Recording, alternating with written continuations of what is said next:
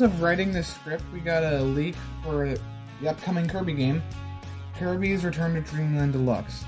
The leak is of the box art's backside. Now I know it doesn't sound like much, but we learned of a new mode called Magolor Epilogue. Now at first, it may seem like they are doing Meta Nightmare again, but with Magolor. But, with a screenshot and a special render from the back, with the help of some previous knowledge, we may predict a new mode's plot. Those Kirby fans that just play the games and possibly watch the anime may just think that new mode equals new bosses with new lore probably, which equals new arena, which equals even more lore. But how could we already find out the lore? Well, let's look at the box art. For some reason, Magolor is somewhat monochrome. We also see there's fire and a demon like Fatty Puffer. That monochrome looking Magolor also has torn clothes as if he was injured or in some fight. This last point doesn't really do anything for my theory that I'll say in a minute, but Magolor can gain some magical skills and level to actually discuss the theory itself. Still shorter than getting the name for Tears of the Kingdom. I believe Magolor will die. Now, spoiler warnings for these games on screen right now. So, at the climax of Return to Dreamland, we fight the four-headed dragon, Landia. After defeating it, Magolor takes the Master Crown from one of its heads and puts it on. I'll likely discuss the Master Crown in another video. It controls Magolor and attempts to take control of the galaxy. Using Landia, split after it's split in four, and super abilities, we defeat him. After that, we learn that he knew someone who fought Kirby before, likely Marx. It's possible Magolor died from the fight that I mentioned. In the novel, Meta Knight and the Knights of Hades, we learn Hades, the equivalent of the underworld, is a monochrome and lacks color. Fire, demons, monsters are all associated with the underworld. The torn clothes likely were from this fight with Kirby. Here's a gist of how I think the story could go out. Magolor wakes up in pain, wondering where he is. A butterfly any Kirby lore buff will recognize. That butterfly tells Magolor he has died. He gives him some basic attack to use for defense. Morphinite, in that novel I mentioned earlier, is described to be from the underworld. We may meet Marx, who has also been killed. Fueled by anger, rage, and revenge, to get back at Kirby, he joins the team. They could also possibly find Galactonite, either because of this is where his soul could be stored when he's in that crystal, or this is just Galactonite from some other dimension. But they go on a journey to leave, fighting demons and getting skills along the way.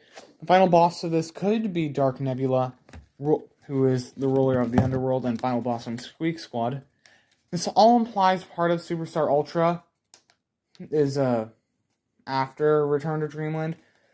But how would he learn of Kirby from Marx before this, if Marx is dead, probably? Well, Magolor would learn of Kirby and his power from Marx some other time, but also find about their fight when he's in Hades. Hades' time could also be faster than the rest of reality. Super excited for the game to come out and see if I'm right. But for the rest of this month, along with this video, I'll be posting some videos about the Ancients to celebrate Return to Dreamland's release throughout February. This is my second video in the series I'm doing, Month of the Ancients, or MODA, which celebrates Return to Dreamland Deluxe's release.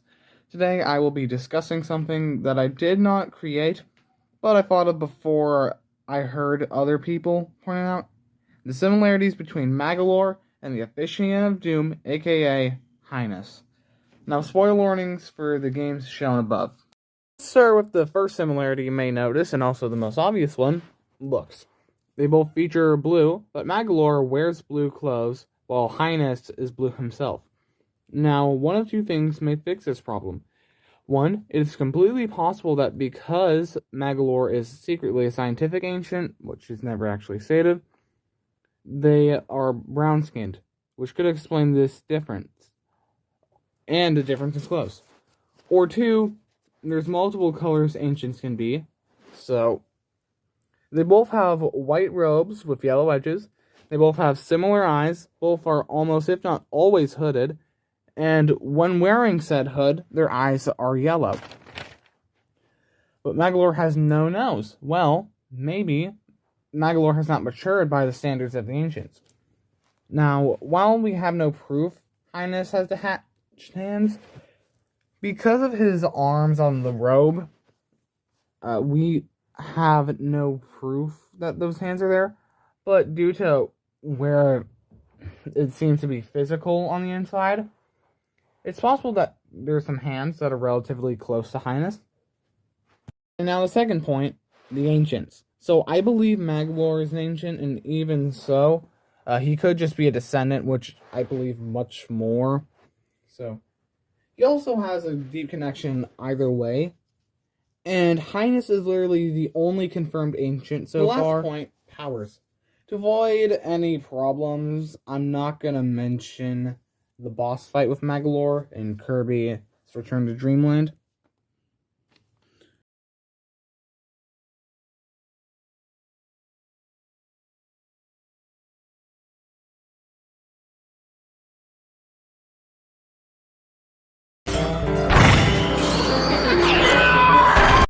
Could be all for today's Moda, and next time I will be making a video on why I believe Magolor is an ancient, or at least a related species.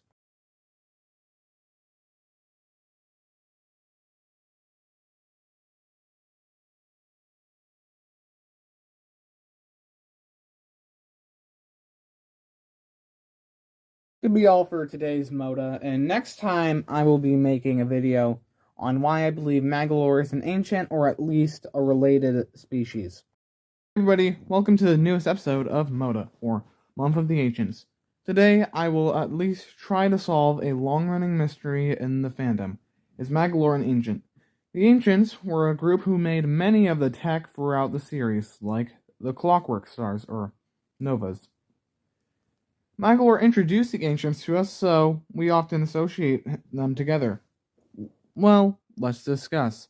And spoilers for Kirby's Return to Dreamland. Start with supporting evidence for the theory. First, as I discussed in my previous video, he looks a lot like Highness. Second, he knows a lot about the Ancients and their creations. Third, he has a Lore Starcutter, aka the Paradise Starcutter. Though it may not be his because Paradise implies that he modified it for combat, the fact that he knew where a likely long-time unused artifact made by the Ancients implies he's at least related to them, like he could have inherited it. Fourth, as stated in the video I mentioned just a second ago, he shares many powers with Highness. There's always more than just one side to an argument. Now, let's start with the evidence against Magolor. Now, despite similarities that he has to Highness in looks, they are different size and color, and Magolor has no nose. He may just have heavily studied them too. The name Paradise Starcutter implies that it is not meant for battle, which he uses it for, as we see. And he uses it for battle to get the Master Crown. He also has only a few similar powers. Well, here's what I think. I, and some others, believe that he is not an ancient, but a descendant of them. I believe because it takes into account both sides.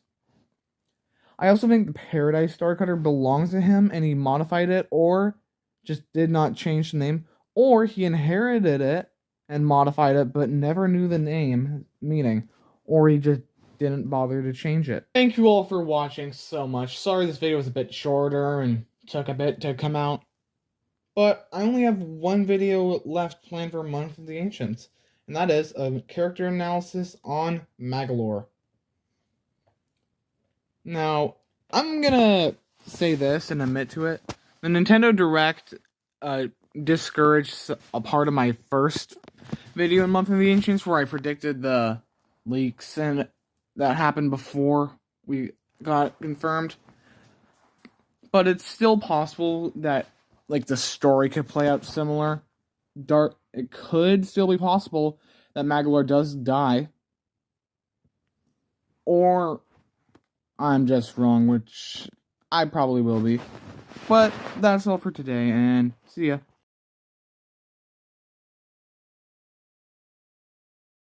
Well, here we are. The final video for MODA, or Month of the Ancients.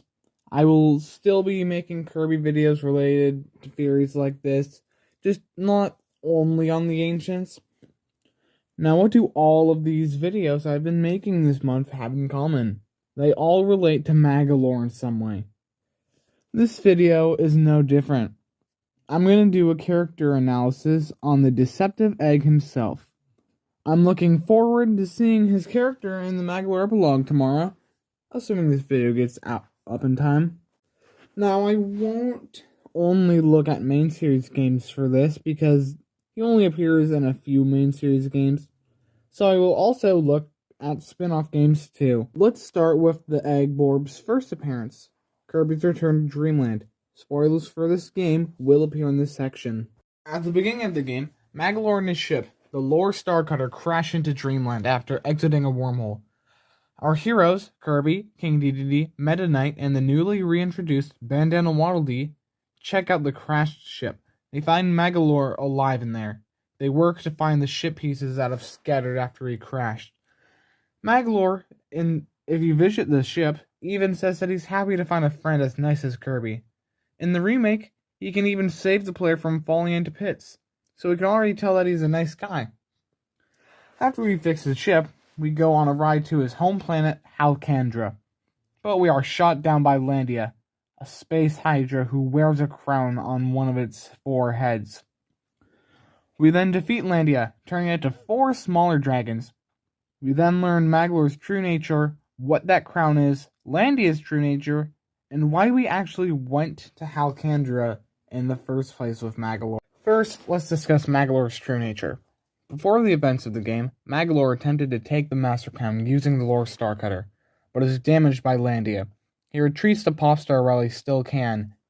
He uses us to fix the ship. But what is a Master Crown? Well, it is an artifact with very much power. They are made by Void Termina, the Destroyer of Worlds. Also notice I said they, because there are multiple Master Crowns as we see in the boss fight with Void Termina. But why did Landia attack the Lore Starcutter? Because they guard the Master Crown.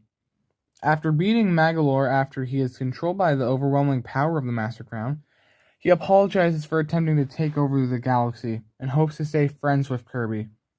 We also know he heard of Kirby from somebody who probably is Marx. So, in Kirby's Return to Dreamland, Kirby is somebody who changed his ways after attempting to pull a Marx. Except, unlike Marx, he actually attempted to change for the better. We're not done yet. Magolor still appears in like 7 games, which just so happens to be the amount of paragraphs I have left. Magolor's second appearance is in Kirby's Dream Collection, a 6-in-1 game bundle for the Wii that was released for Kirby's 20th anniversary. Now, how could Magolor possibly make it up to Kirby after what he did? Well, in a secret mode, Magolor builds Kirby his own theme park. Magolor could have just said sorry, and Kirby would have forgiven him. But no, Magolor went out of his way, and possibly spending thousands or even millions just to apologize. Aside from that, he does not appear in Dreamland, Adventure, Dreamland 2, Superstar, Dreamland 3, or 64 because he was introduced around a decade after even 64 was released, so we can just examine him in the next game, Kirby Clash. For some reason, he is wearing green and owns a small shop, but the Kirby fandom does not recognize this game as canon. Well, anyway, I will group this section with Super Kirby Clash because there is no difference when it comes to Magolor, really. Well, all he does is sell us stuff for gem apples, which you get easiest from using actual real-world money. But I don't think it's too bad that this is how the game works, but that's a topic for another day that I might do. Maybe I should have just skipped to the next scene here appears. Star Atlas is underrated, and I intend on defending it someday. So, he may not be relevant to the story of the game. We do learn from the Corrupt Highness boss fight the real name of the Lore Starcutter. I'm going to read Magolor's description. This charming rogue magician arrives from Kirby's Return to Dreamland with a wink and something up his sleeve, but he's your dream friend, and he's more than willing to help you conquer the galaxy. End of quote. It implies, despite being redeemed, he would still take over the galaxy, but likely make sure somebody like Kirby is in control. Or since he's redeemed, he would try to be a good ruler himself. I'm just gonna go right ahead.